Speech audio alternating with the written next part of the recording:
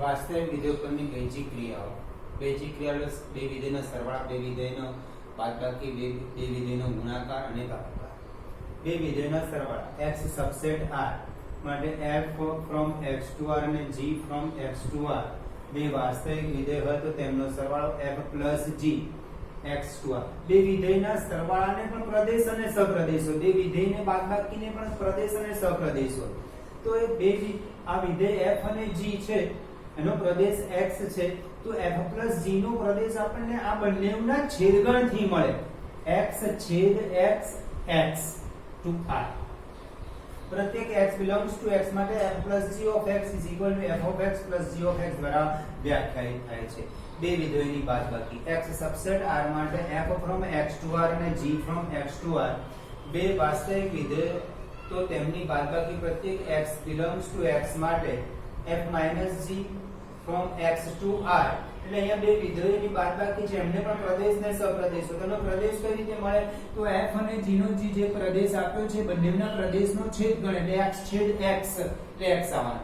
f minus g of x is equal to f of x minus g of x દ્વારા વ્યાખ્યાયિત કરવામાં આવે છે.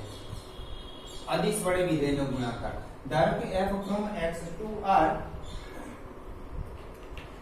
એ વાસ્તવિક વિધેય છે અને આલ્ફા એ કોઈ અદિશ છે. અહીં અદિશ એટલે કોઈ વાસ્તવિક સંખ્યા, તેમનો ગુણાકાર આલ્ફા ઇન્ટુ f એ x થી r નું વિધેય છે અને તે પ્રત્યેક x belongs to x માટે alpha into f of x is equal to alpha into f of x દ્વારા વ્યાખ્યાયિત કરવામાં આવે છે.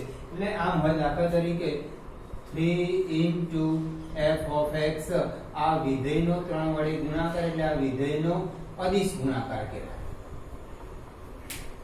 બે વાસ્તવિક વિધેયનો ગુણાકાર. અહીંયા અદિશ વડે ગુણાકાર કીધો છે. બે વિધેયનો ગુણાકાર x સબસેટ r માટે બે વાસ્તવિક વિધેયો f from x to r અને g from x to r નો ગુણાકાર f g from x to r. અહીંયા પણ એવું કે f અને g જે વિધેય છે એનો પ્રદેશ અને સપ્રદેશ કઈ રીતે મળે તો વિધેય f અને વિધેય g ના જે પ્રદેશ છે એના છેદગણથી એટલે x છેદ x to r પ્રત્યેક x belongs to x માટે f g of x is equal to f of x g of x દ્વારા વ્યાખ્યાયિત કરવામાં આવે છે.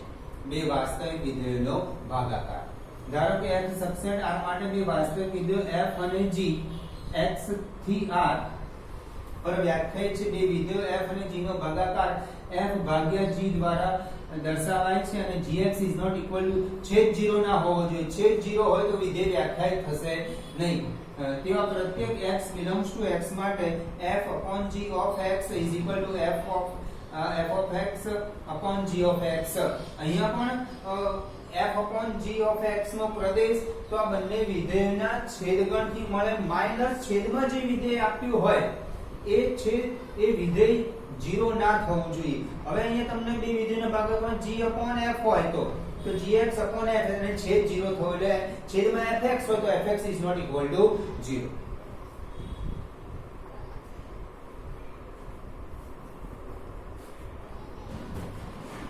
સ્વાધ્યાય 2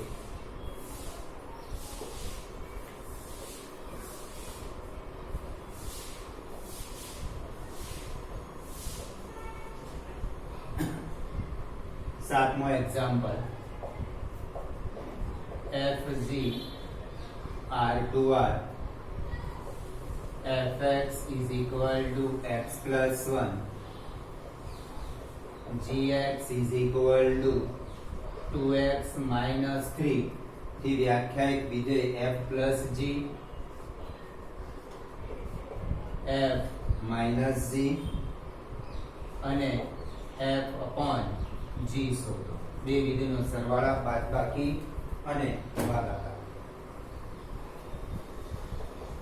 f plus g એનો પ્રદેશ f નો પ્રદેશ r છે અને g નો બંનેનો પ્રદેશ r છે અને સપ્રદેશ પણ તો r થી r f plus g of x વ્યાખ્યા પરથી f of x plus g of x આવે.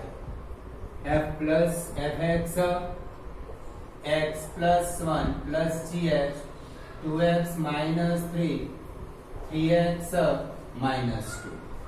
હવે બાદબાકી f minus g નો પ્રદેશ f નો પ્રદેશ r છે, g નો પ્રદેશ પણ r છે, r છેદ r એટલે r જ મળશે. r થી r f minus g of x is equal to f of x minus g of x. f of x x plus 1 minus gx 2x minus તેઓ બ્રેકેટમાં લખશો બાદ બાકી છે એટલે x plus 1 minus 2x plus 3 એટલે minus x plus 4. હવે બે વિધેયનો ભાગાકાર f upon g એમાં પણ એવું કે r છેદ r to r f upon g of x is equal to f of x upon g of x જ્યાં છેદ 0 થવો જોઈએ નહીં. fx x plus 1 upon 2x minus 3 છેદ 0 થવો જોઈએ અને 2x minus 3 is not equal to 0. 2x is not equal to 3 અને x is not equal to 3/2. છેદ 0 ના થવો જોઈએ. છેદમાં આપણને કયું વિધેય છે? f upon g કીધું છે. તો 2x minus 3 is not equal to 0. x is not equal to 2x is minus 3 આ સાઈડ લઈ ગયો પ્લસ 3 થઈ ગયું. 2x is not equal to 3, x is not equal to 3/2. એટલે પ્રદેશમાં તમે કોઈ પણ વાસ્તવિક સંખ્યા લઈ શકાશે પણ 3/2 લેવાશે નહીં. 3/2 લેવાથી છેદ 0 થઈ જશે.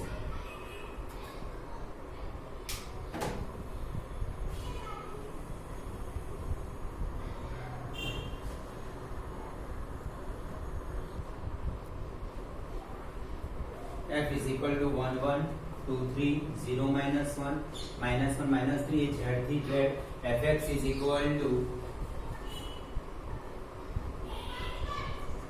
ax plus b થી વ્યાખ્યાયિત વિધેય હોય તો a અને b શોધો. હવે આ ક્રમિક જોડનો પ્રથમ ઘટક છે પ્રદેશ અને દ્વિતીય ઘટક એ વિસ્તાર છે. એટલે અહીંયા x ની મૂલ્ય મૂકવું હોય તો તમારે પ્રદેશમાંથી મૂકવાનું અને is equal to જે આન્સર મળે એ વિસ્તાર કહેવાય. દાખલા તરીકે આ 1 મૂકું છું. f of 1 is equal to x ની જગ્યાએ 1 મૂકું છું. a into 1 plus b is equal to આપણને જે મૂલ્ય મળે એને વિસ્તાર કહીએ છે એ વિસ્તાર is equal to 1. therefore a plus b is equal to 1. આપણને આ નંબર 1 મળે. એવી રીતે 2 મૂકીએ. f of 2 x ની જગ્યાએ 2 મૂકી દો. આમાં a into 2 plus b is equal to વિસ્તાર. વિસ્તાર શું છે? 3. therefore 2a plus b is equal to 3. આ બંને સમીકરણને લોપની રીતે ઉકેલી દઈએ આપણે. 1 અને 2 પરથી a plus b is equal to 1. 2a plus b is equal to 3 બાકી કરી દો તો b કેન્સલ થઈ જશે. a minus 2a minus a is equal to minus 2.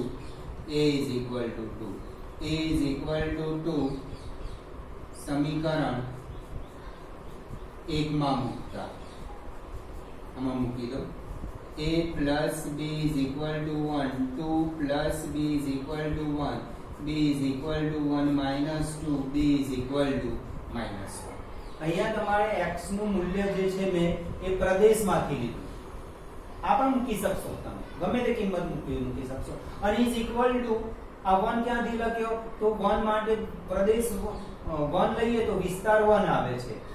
x નું મૂલ્ય 2 લઈએ આપણે તો વિસ્તાર શું આવે છે? 3 આવે છે.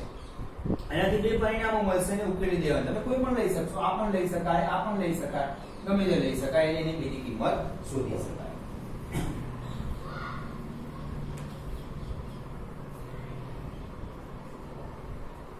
નવમો એક્ઝામ્પલ r a n થી n એટલે પ્રાકૃતિક સંખ્યા ગણ. r એટલે અહીંયા સંબંધ, n થી n નો સંબંધ. r is equal to ક્રમિક જોડ ab such that ab belongs to n અને a is equal to b square થાય તે રીતે વ્યાખ્યાયિત છે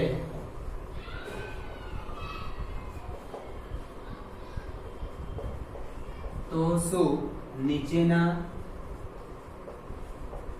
વિધાનો સત્ય છે? પહેલું, પ્રત્યેક A belongs to N માટે A belongs to R. ચલો હવે R આપણને આપ્યું છે R is equal to AB belongs to N, A is equal to B square. હવે જો આપણે બંને સંખ્યા સરખી લો અને આ સત્ય બને છે દરેક માટે, પ્રત્યેક A belongs to N માટે થવું જોઈએ. દાખલા તરીકે હું 1 1 લઉં, 1 1 માટે 1 is equal to 1 square સત્ય આવ્યું. પણ 2 2 માટે જોજો, 2 2 માટે અહીંયા મૂકી દો A is equal to 2, 2 is equal to 4, અસત્ય. એટલે આ અસત્ય છે. પ્રત્યેક A belongs to N માટે 1 1 માટે સત્ય બને છે, 2 2 માટે અસત્ય, 3 3 લઈશું તો અસત્ય, 4 4 લઈશું તો અસત્ય. આપણે n થી n માં છે એટલે બંને સંખ્યાઓ આપણે જે સંખ્યાઓ લઈશું એ પ્રાકૃતિક સંખ્યા ગણ n માંથી લઈશું એટલે આ અસત્ય છે. બીજું,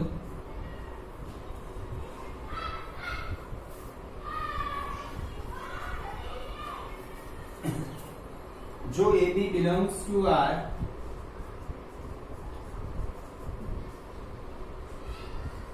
તો BA belongs to R. આપણે AB belongs to R, A is equal to B square થાય એવી સંખ્યા ધારી દઈએ.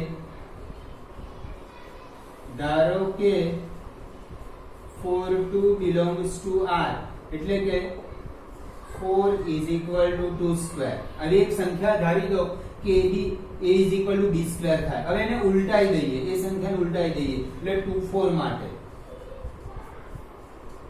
2 4 માટે એટલે A is equal to 2 લો અને B is equal to 4 લો, જે સત્ય નથી માટે અસત્ય થાય છે. બરાબર? AB belongs to R તો BA belongs to R સત્ય નથી. ત્રીજું,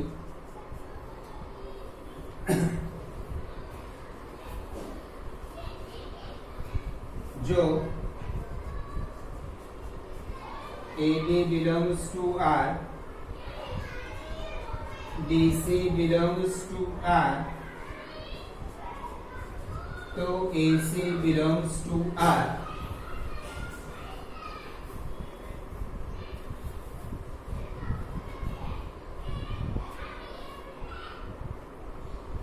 હવે એવી આપણે સંખ્યા વિચારીએ કે AB belongs to R થાય, BC belongs to R તો જો A is equal to B square આના પ્રમાણે BC belongs to R એટલે BC તો અહીંયા BC square થશે. અહીંયા B ની કિંમત મૂકી દો, therefore A is equal to B ની કિંમત મૂકીશું આપણે એટલે B ની કિંમત C square પણ B ને પાછો વર્ગ છે એટલે વર્ગ is equal to C. A is equal to C square આવવું જોઈએ પણ A is equal to C square નથી આવતું, A is equal to C raised to 4 આવે છે.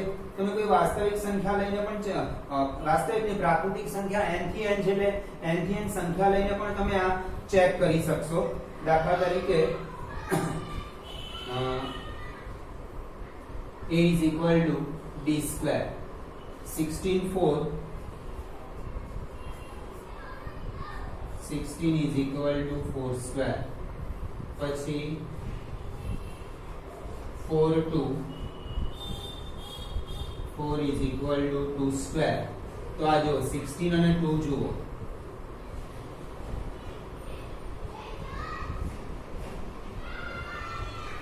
16 is not equal to 2 square. Therefore આ અસત્ય છે.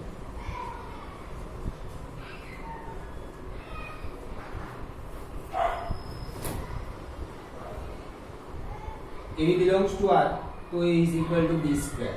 BC belongs to R તો A ની જગ્યાએ B મૂકી દીધા, B ની જગ્યાએ A ની જગ્યાએ B મૂકે, B ની જગ્યાએ C મૂકી દીધા, BC સ્ક્વેર થયું. હવે શું કર્યું? આ B માંથી B is equal to C square આની અંદર મૂકી દીધા. B ની કિંમત મૂકી, B ની કિંમત થાય C સ્ક્વેર, પણ આ વર્ગ બીજો આપેલો છે ને એ વર્ગ એઝ ઇટ ઇઝ લખ્યો. A is equal to C raised to 4 થયા. એવું ઉદાહરણ લીધું તો 16.16 is equal to 4 સ્ક્વેર આ સત્ય 4a. એ બે ક્રમયુક્ત જોડ વિચારી કે જે આ શરતનું પાલન કરે તો 16 4 4 2, પણ આ બે વિચારે 16 2 તો 16 is not equal to 2 square, માટે અસત્ય છે.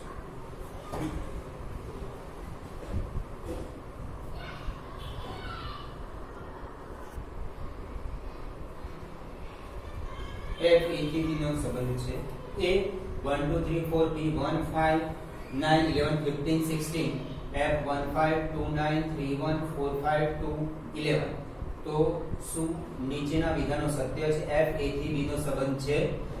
ક્રમિક જોડનો પહેલો ઘટક સંબંધ a ક્રોસ b ના ઉપગણને a થી b નો સંબંધ કહે છે.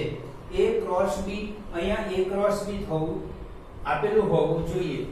1 2 3 4 1 2 3 4 ક્રમિક જોડનો પ્રથમ ઘટક એ ગણ a માંથી છે. ક્રમિક જોડનો બીજો ઘટક 5 9 1 5 11 એ પણ ગણ b માંથી છે. therefore f a cross b નો ઉપગણ છે. therefore f a થી b નો સંબંધ છે, માટે વિધાન સત્ય છે. બીજું વિધાન f a થી b પરનું વિધેય છે. f a થી b પરનું વિધેય છે કે નહીં એ જોવાનું. જો ક્રમયુક્ત જોડ 2 9 2 11 નો પ્રથમ ઘટક સમાન છે, એટલે 2 9 જોડે અને 11 જોડે બંને જોડે સંકળાયેલો છે, માટે f a થી b નું a થી b પરનું વિધેય નથી. ગણ નો પ્રત્યેક ઘટક ગણ b ના અનન્ય ઘટક સાથે સંકળાયેલો 2 9 અને 11 બંને સાથે સંકળાયેલો છે, માટે f a થી b પરનું વિધેય નથી.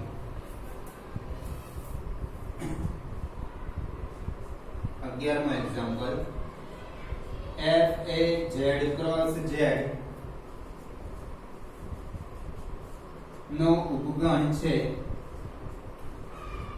જો f is equal to ક્રમિક જોડ ab a plus b ab belongs to z થી વ્યાખ્યાયિત છે,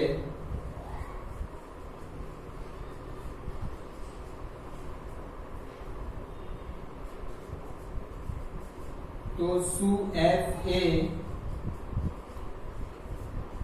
z થી z નું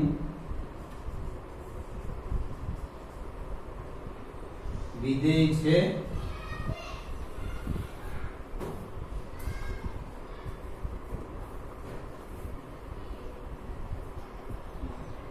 હવે આપણે એની કોઈ z માંથી સંખ્યા વિચારીએ.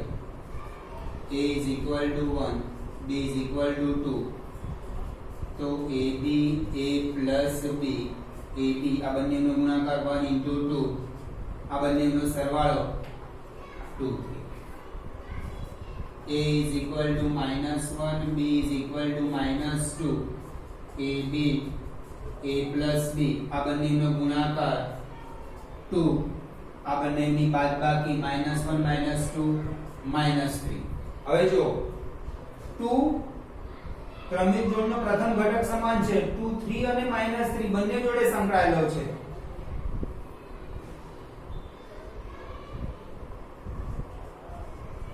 ક્રમયુક્ત જોડનો પ્રથમ ઘટક સમાન છે. therefore f એ z થી z નું વિધેય અમુક ઉદાહરણ એવા લેશો કે એમાં વિધેય બનશે, અમુકમાં વિધેય નહીં બને. આપણે તો પ્રત્યેક z ક્રોસ z માટે પ્રથમ ઘટક ભિન્ન હોવા જોઈએ. અહીંયા પ્રથમ ઘટક સમાન આવે છે અને 2 એ 3 અને -3 બંને સાથે સંકળાયેલો છે, બરાબર? અને આ જેવું જ થાય છે, એટલે z થી z નો વિધેય નથી. 12મો example. a is equal to 9, 10, 11, 12, 13 અને f from a to n, f of n is equal to n નો મહત્તમ અવિભાજ્ય અવયવ છે. f નો વિસ્તાર મેળવો. હવે જો અહીંયા n ની કિંમત મૂકવાની. n ની કિંમત આપણે આ પ્રદેશમાંથી મૂકવાની. પ્રદેશ શું છે? 9, એટલે આવું બન્યું f of 9, 9 નો મહત્તમ અવિભાજ્ય અવયવ. 9 ના અવયવ જે હશે એમાં અવિભાજ્યમાં મહત્તમ હશે એ 3 આવશે. 1 3 9 અને અવિભાજ્ય એમાં મહત્તમ 3 આવશે. f of 10, 10 નો મહત્તમ અવિભાજ્ય અવયવ. 10 ના અવયવ 1 2 5 10 એમાં અવિભાજ્ય કયા? તો 2 અને 5. એમાંથી મહત્તમ કયું? તો 5. f of 11, 11 નો મહત્તમ અવિભાજ્ય અવયવ. 11 ના 1 અને 11 એમાં અવિભાજ્ય 11 આવશે. f 12, 12 નો મહત્તમ અવિભાજ્ય અવયવ. એમાં પણ અવયવ જે આવશે 1 2 3 4 6 12 એમાં અવિભાજ્ય 2 3 અને મહત્તમ આવશે 3 આવશે. f 13, 13 નો મહત્તમ અવિભાજ્ય અવયવ 13 આવશે. તો વિસ્તાર. હવે જો આપણે અહીંયા n ની કિંમત મૂકી, n ની કિંમત વિધેયમાં અહીંયા n ની કિંમત મૂકી, n ની કિંમત પ્રદેશમાંથી. વિધેયમાં જ્યારે પણ કિંમત મૂકવાની આવશે તો એ પ્રદેશમાંથી જ મૂકવાની. પ્રદેશ ગણ તરીકે આપણે a આપ્યો છે, તો એમાં ઘટકો છે 9 10 11 12 13. તો f9, 9 નો મહત્તમ, 11 10 10 નો મહત્તમ અવિભાજ્ય, 11 11 નો મહત્તમ અવિભાજ્ય, 12 12 નો મહત્તમ અવિભાજ્ય અવયવ, 13 13 નો મહત્તમ. આ જે આપણને આન્સર જે મળ્યા એ ક્રમયુક્ત જોડનો બીજો, એટલે 9 વખતે 3 ક્રમયુક્ત જોડ બને, 10 વખતે 5 બને, 11 વખતે 11 12 વખતે 3 ક્રમયુક્ત જોડ બને, 13 વખતે 13 ક્રમયુક્ત જોડ. તો એનો વિસ્તાર શોધવાનો કીધો છે. તો વિસ્તાર 3 5 11 3 આવી ગયું 30.